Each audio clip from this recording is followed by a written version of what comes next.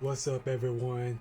This is the Montre Black. Today we're gonna react to a death battle: Sentry versus Superboy Prime. Let's watch.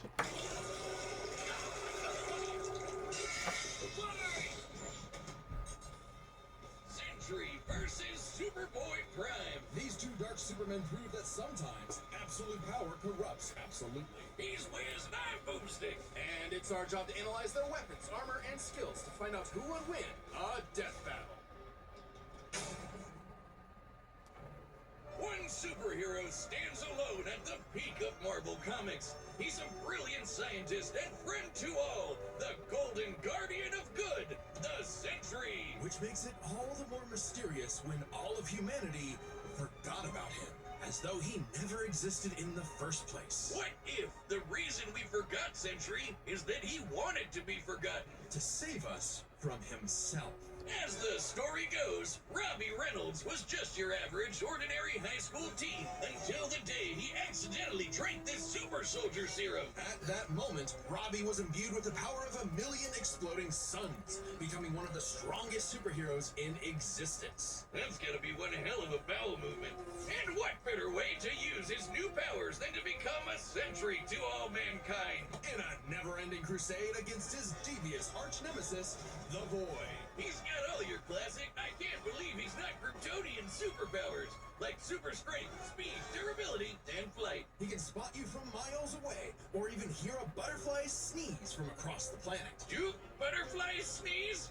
No! Well, Sentry cells absorb and process the sun's rays, and if he wants to, he can fire that solar energy right back at you in a powerful laser, or bend light away to turn invisible, or use it to make force fields. Really, the Sentry can draw power from anywhere and everywhere.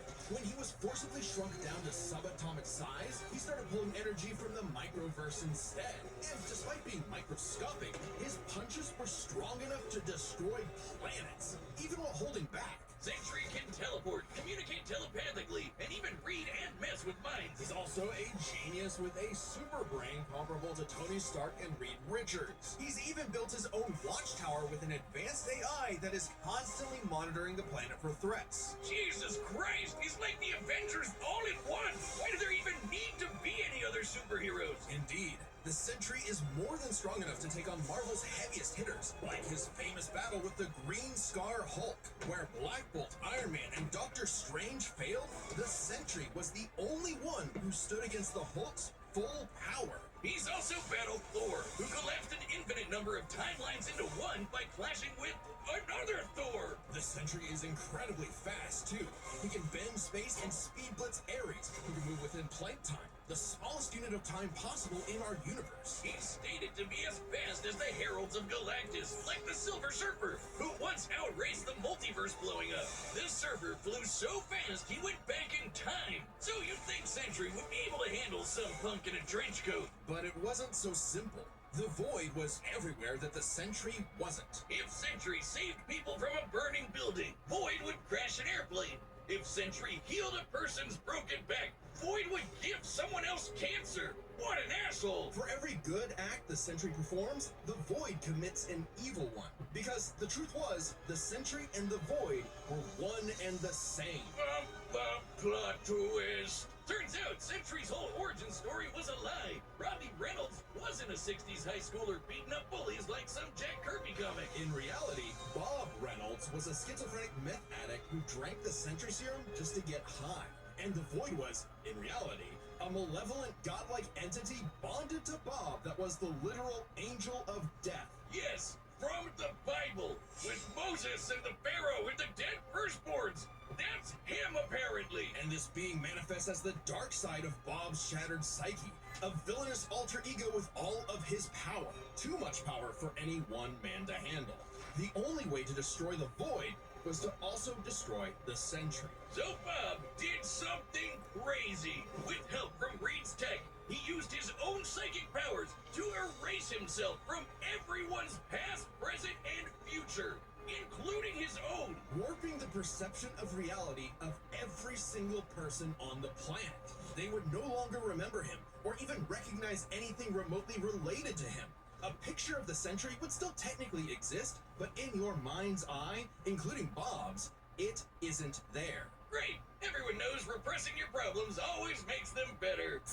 But Bob's memories eventually clawed their way back, in part thanks to Norman Osborn, the Green Goblin, and his desire to somehow control the Void. So Norman had the Thunderbolts murder Bob's wife Lindy in order to release, the Angel of Death. Yeah, try controlling the kind of guy who can throw hands with Molecule Man, who somehow is one of the strongest beings in all of Marvel. At his peak, he's got almost complete control over the multiverse.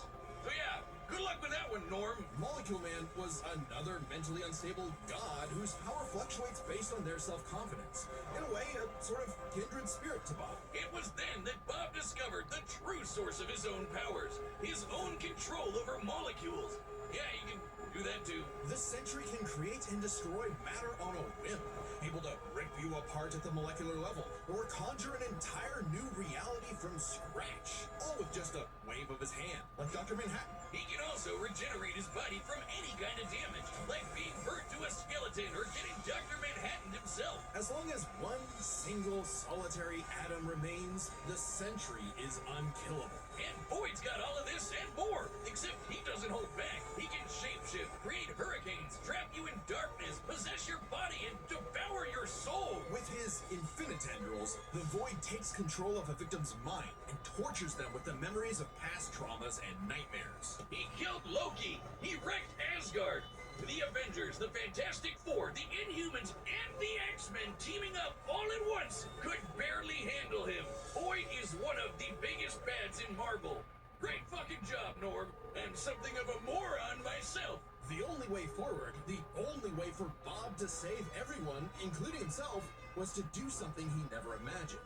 Let the Void in. By refusing to repress his darker half anymore, Sentry and Void merged and became stronger than the sum of their parts. One being, now free to finally live his life without the crushing weight of self-hatred and fear. Maybe, but this is the Void we're talking about. What if Bob just has a new puppet master who's only letting him think he's in control? As long as the Void exists, it's just another revolution in that same endless cycle.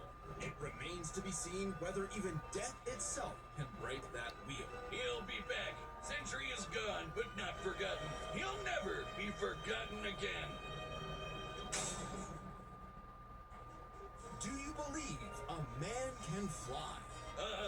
Yeah, Wiz, but in the pages of DC Comics, everyone in their irradiated six-dimensional gorilla mother can do it. Well, what about in the real world? Not Earth 1 or Earth 2, but our own Earth. Earth Prime. The Earth of you, me, and Clark Kent. A totally normal boy from New England who just happened to share a name with that comic book character. Mere coincidence. That is, until the day Clark took a leap of faith and believed he could fly. And he did. Surprise, surprise, Clark was actually from the planet Krypton, which apparently exists in our universe now. Anyway, the real Superman, the one from all those comics he loved, showed up just in time to give him the skinny on being Superboy. Wait, he could have chosen me! I believe I can fly! Hey, don't jump off the... Clark had all your classic Kryptonian powers. Flight, heat vision, microscopic and telescopic sight, Arctic breath. It was the dream that every little boy had finally come true. Oh, now, just in time for his universe, our universe, to be annihilated literally 1 month later in DC Comics Armageddon. The Crisis on Infinite Earths. Wiz, we're canonically dead since 1986, apparently. With everyone he knew and loved gone, Clark took shelter in a pocket dimension with other cosmic refugees. Now an anachronism in DC's new, rebooted, post-crisis continuity, Clark was forced to watch as the comics landscape changed before his eyes. As stories became darker and morally complex, as heroes failed to be the paragons of good he saw them as in his childhood. As someone else got to be Superboy. Some people can't stand change. Can't stand to see a world that doesn't look the way it did when they were a child. The day needed to be saved by Superboy, the real Superboy, Superboy Prime. So he did what any Superboy would do. Punch really hard. He punched his way out of the dimension so hard, the shockwaves rippled through the universe and retconned DC Comics. Superboy was back, and he was gonna fix comic books forever! Hell yeah! No matter how many fake heroes got in his way. Oh shit! Super Judd Prime isn't just your ordinary Kryptonian. Crisis. As in, from before the Crisis on Infinite Earths, a time when comics were a bit more comical. When Superman could seize solar systems apart or tow a galaxy of planets behind him like it was nothing. Or clash with another Kryptonian so hard, they generated enough power to restore an infinite number of timelines. Get ready to hear that word a lot. My favorite is the time Superman flew so fast he broke the light barrier, the time barrier, and even the bonds of infinity. I wonder if these writers ever imagined this bullshit would feed nerd arguments for the next half century. Not that I'm complaining. That's how I get paid. Prime would know he is a self-described power scaler's dream. Huh. You think he's heard about us? We can only hope not. As a Kryptonian with an ultra-dense molecular structure, he should also share many of the same resistances, like being transmuted to stone, having his atomic bonds weakened, or getting his energy drained. Kryptonians like Superman can withstand more esoteric attacks too. They can actively resist mental attacks by outthinking them, and their souls can resist being destroyed. All thanks to Earth's good old yellow sun fueling his cells. And unlike that post-crisis super fraud who gets weaker without sunlight, Prime's got it covered. With a suit of armor made from the corpse of the Anti-Monitor, which constantly feeds him solar energy. Literally wearing the pelt of the monster who destroyed his universe, just to be better and stronger than Superman. Because that's what he thinks he is. Superman with better feats and scaling. Superman, but real. Superman, if he was a fucking idiot. Okay, sure, he has the same hyper-efficient brain that all Kryptonians have, but when it came to being a superhero, he was a violent, immature moron. Exactly what you'd expect from a kid who never grew up and never learned to hold back. Instead of saving Earth's heroes, he started massacring them. And let's be real, there's a part of him that knows that editorial will just bring them all back eventually. He's battled the Doom Patrol, Justice Society, Teen Titans, and 3 Flashes at once. He effortlessly murdered an alternate universe Justice League, and even killed his rival, Connor Kent, the new Superboy. Even as other Kryptonians grew in power to become comparable to their pre-crisis iterations, Prime still held an advantage because he never held back. Like the time he tore apart the Monarch's armor, accidentally unleashing the Big Bang in his face, destroying the universe, and he was fine. Or the time a Guardian of the Universe blew himself up in an attempt to stop Prime, blasting him into the multiverse atom by atom, and that only made Prime stronger. Or the time he fought a potential future version of himself who became a god of time. And instead of teaming up, Prime stupidly attacked him and accidentally retconned themselves both out of existence. Which sent him home, back to his original universe, our universe.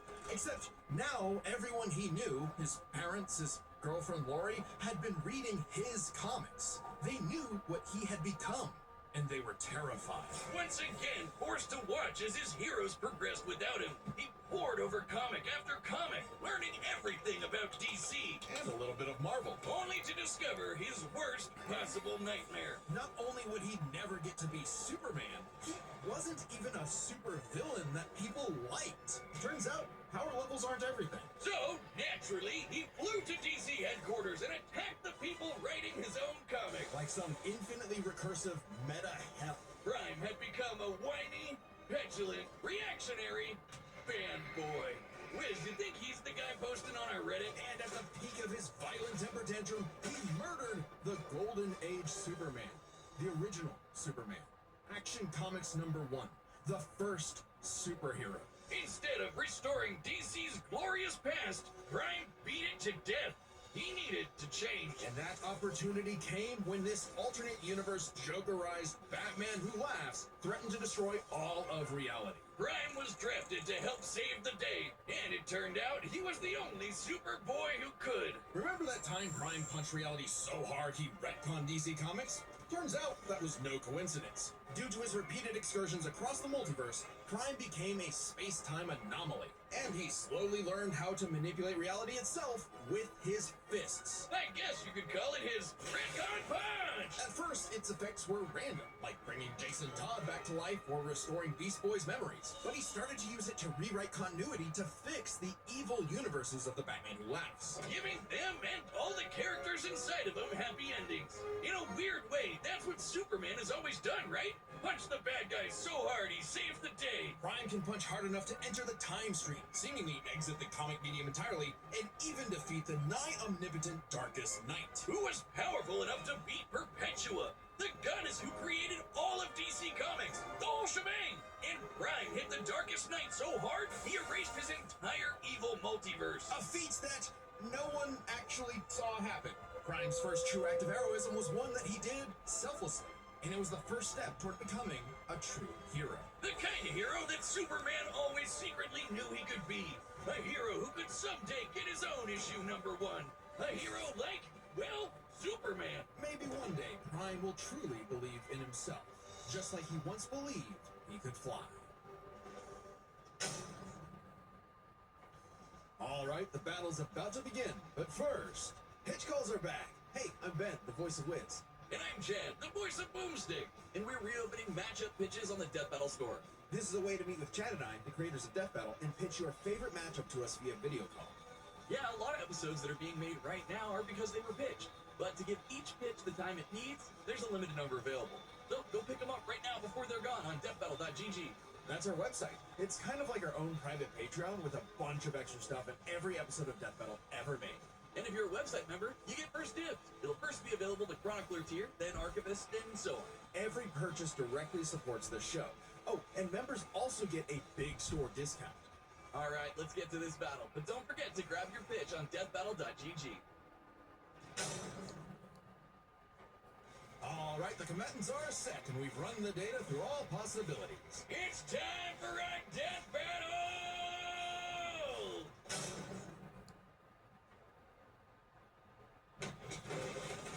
This city won't last much longer. Quit while you're behind, kid. And you mess up the superhero crossover? No way, Torque. Onomatopoeia coming right up.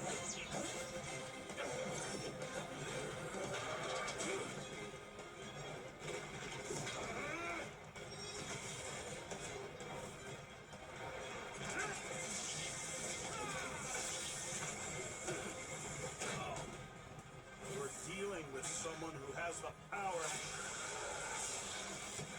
of 1,000,000 exploding suns! Big mistake, dipwad. It's prime time. This what?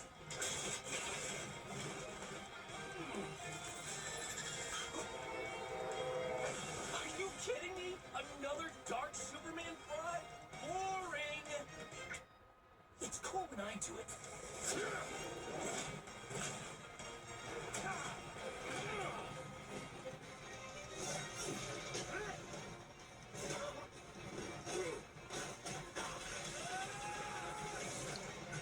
Please, stop hitting me.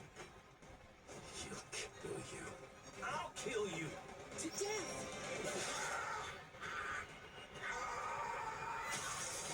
Bye-bye, Bob. It's time to play God.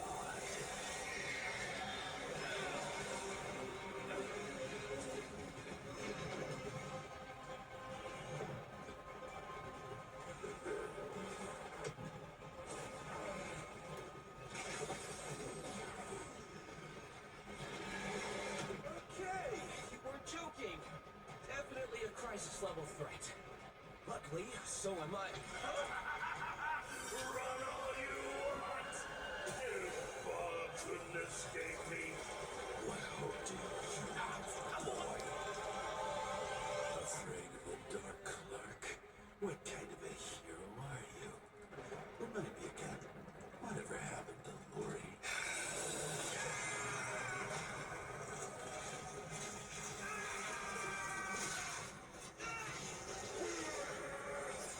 It's over, Clark.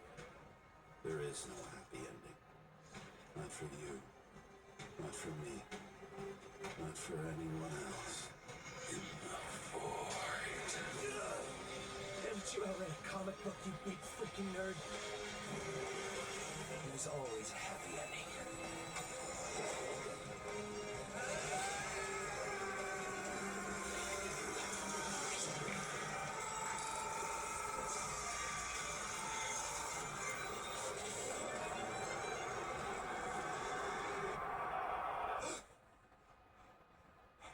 Bob? We were talking about the Sentry. That dream? No idea, Lindy. Best sleep I've had in years. Crisis averted. I don't think I've ever seen someone beaten to death so wholesomely before. Let's break this down into 3 chapters. Their strength, intelligence, and powers. As with any flying brick fight, the first question you gotta answer is, who's stronger? Prime and Sentry are naturally 2 of the heaviest hitters in DC and Marvel, more than capable of matching and surpassing Herald-level opponents like Superman and Thor. Who are both strong enough to create and destroy an infinite number of timelines with their clashes. Just absolute wacky bullshit like that. So in order to pick a winner, we have to take a close look at the strongest beings they fought. Molecule Man and the Darkest Knight. Sentry beat the crap out of Molecule Man. But remember, Eminem's power can fluctuate a lot, and when he fought Sentry, he wasn't at his full power. So we can only scale this so far. But Prime overpowered the Darkest Knight after the Mad Bat had absorbed the powers of both Perpetua and, what do you know, Dr. Manhattan. Both of which alone could threaten all of DC Comics. And unlike with Molecule Man, there's nothing to suggest the Darkest Knight was holding back. In a straight brawl, Prime takes the edge in strength. But muscles aren't everything. Maybe Sentry could figure out a way around Prime's brawn with his intelligence. While Prime does possess a super advanced Kryptonian brain, he clearly does not use it to its full extent. It's less that he's dumb and more that he's a teenager and has a habit of crashing out. The Sentry, on the other hand, has been compared to Tony Stark and Reed Richards, some of the most intelligent people in all of Marvel Comics. Sure, he mentally struggles with the whole Void thing, which sucks for him, but losing control to the Void only makes him more dangerous. And as the Merge Sentry, he's operating at his peak, fully in control of his powers. In a test of wits and wills, the Sentry was the more intelligent. But the main question in this matchup had to do with their batshit insane powers. With the Sentry's ability to reshape molecular matter and warp perception of reality to such an incredible degree, his powers seem much more versatile than Prime's. Prime may be stronger, but heat vision, frost breath, and Kryptonian punches aren't going to do much in the long run against someone who can regenerate from a single atom. But pre-crisis Kryptonians have actually resisted having their molecules torn apart before, and Prime should be no different. So it's not like Sentry was ever going to just Doc Manhattan him away. Prime could still be worn down. Kryptonians have incredible stamina, but we know that sustained damage will eventually knock them out or kill them. Unless Prime could find a way around Sentry's insane regeneration, he was toast. Luckily for Prime, his ability to retcon away your history and mess with your old timeline was actually something Sentry had no specific resistance to. Not only that, it was something he's been affected by in the past. Like the time the Scarlet Witch rewrote all of reality during House of M. Bob's continuity was rewritten like everyone else's. Or the time Absorbing Man had the powers of a cosmic cube and warped Sentry's personal reality. Shit, Moonstone literally describes it as a reality punch. Now, the Sentry's psionic power could theoretically retcon himself from Prime's perception of reality. However, this feat required assistance from Reed Richards, and it's unlikely he could pull it off mid-fight. Pre-crisis Kryptonians also resist a lot of mind manipulation anyway, so good luck trying. Now, Prime hasn't always had the most perfect control over his retcon punch, so he might need more than one blow to finish the job. But Prime was more than capable of powering through Void's scariest abilities. Like having his soul eaten, or being cut off from sunlight. I guess that Edgelord solar armor came in handy after all. In short, Prime could resist everything Sentry could throw at him, but Sentry couldn't do the same. Prime takes the final edge in powers. With no way to easily put him down, Prime would eventually muscle his way through and retcon the Void away for good. Sorry, Bob. Defeat was unavoidable. The winner is Superboy Pro. Oh, hey, my pizza's here. The winner is Superboy Prime. What did the editors? Oh yeah, I win. That's right. You hack frauds really tried to lowball me, but I checked the clock and it's prime time, baby. Now, personally, that intelligence section was such a gimme. I don't crash out. I'm a tragic hero grappling with real, intense emotion. I can be smart anytime I want. But anyway, don't subscribe, don't join as a member, don't watch Death Battle, read my comics. Prime out. If you like the death battle, give a thumbs up and I will see you on my next reaction. This is the Montre Black. Peace.